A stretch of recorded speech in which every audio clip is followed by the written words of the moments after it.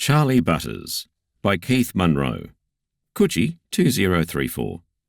Narrated by David Tredinnick. My name was Charlie Butters, and I was a self-made man. Or so I thought. My father had left school at the earliest possible age and spent most of this life in the dark. Literally, figuratively, and as a matter of preference. He'd mined coal, mostly, and he'd mind his own business with a dedication that was exemplary to some, cowardly to others, and a source of constant irritation to my mother, who saw the opportunities of her life ebbing away due to her husband's lack of ambition and backbone.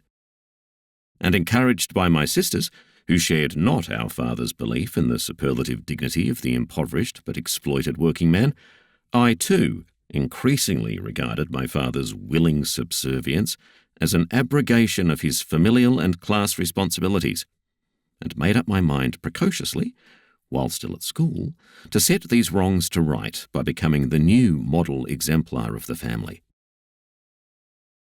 It could be argued, therefore, that the old man's attitude to life inadvertently provided me with an alternative compass point to aim for, one that would navigate me away from the servitude to which I felt my father had submitted, to a place where I would call the shots and make my own decisions, to a place where I'd have lackeys to do my bidding at all hours of the day or night, and thereby convert my wishes obediently and with alacrity into completed actions. But this only described Charlie 1.0, and life would have yet more modelling to do with the malleable clay of which I was then still made. My academic success was undoubtedly due to the motivation my parents' struggles in life had given me, a motivation to improve the lot of those who seemed to labour only that the wealthy might profit from their endless toil.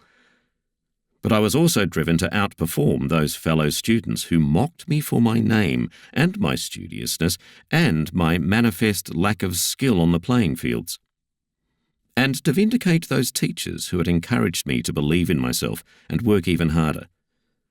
Of course, they too derived kudos from my labours, but I, whose eyes were set firmly on my own goals, never begrudged sharing my success with those who had helped me achieve it.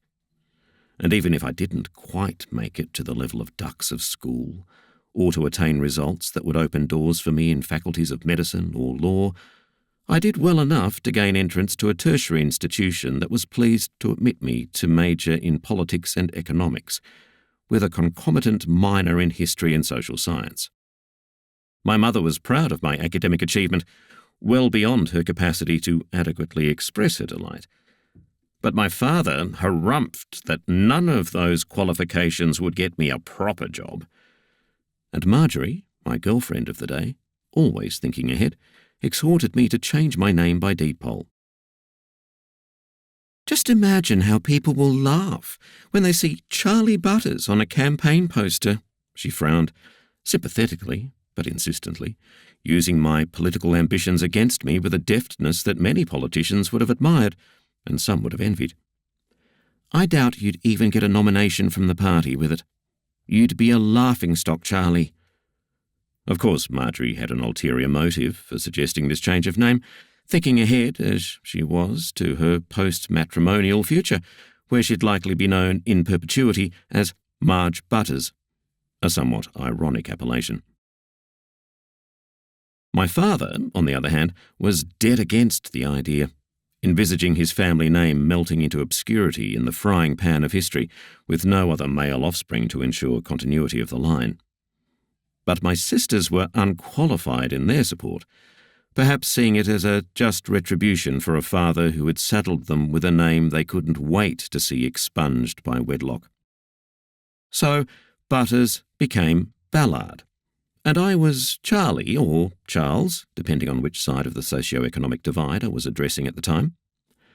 Ballard had ball in it, which we thought would appeal to the sporty types in the electorate, whereas the rest of the name, we hoped, would suggest that I'd fight hard for my constituency.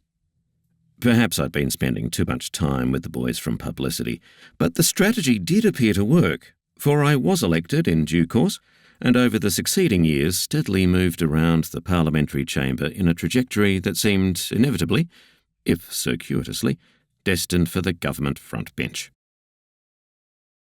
My workload was heavy, but I took it as willingly on my shoulders as my father had shovelled coal onto conveyor belts to be transported to the fires of all classes. And it wasn't until I approached the end of my parliamentary career that I found time to reflect on the trajectory my life had taken. It had been a life of weighing options and making decisions, but I became increasingly aware that the decisions I had made had been almost inevitable, considering the circumstances on which they'd been based and the objectives they had been sculpted to achieve. And I realised, therefore, that I, too, was shaped by the context in which I was born and grown up. The people I encountered on my long and winding path, those I found common ground with, and those I argued against with passion and respect. And after all this recollection and reflection, I arrived at the conclusion that none of us are truly self-made individuals. We are all the product of our experience, and whilst some seek credit for what they have achieved, as if it were exclusively the fruit of their own endeavour, the truth is that the present would not be what it is had the past not been what it was. And we are all, therefore, merely humble servants of circumstance and beneficiaries of opportunity. The end.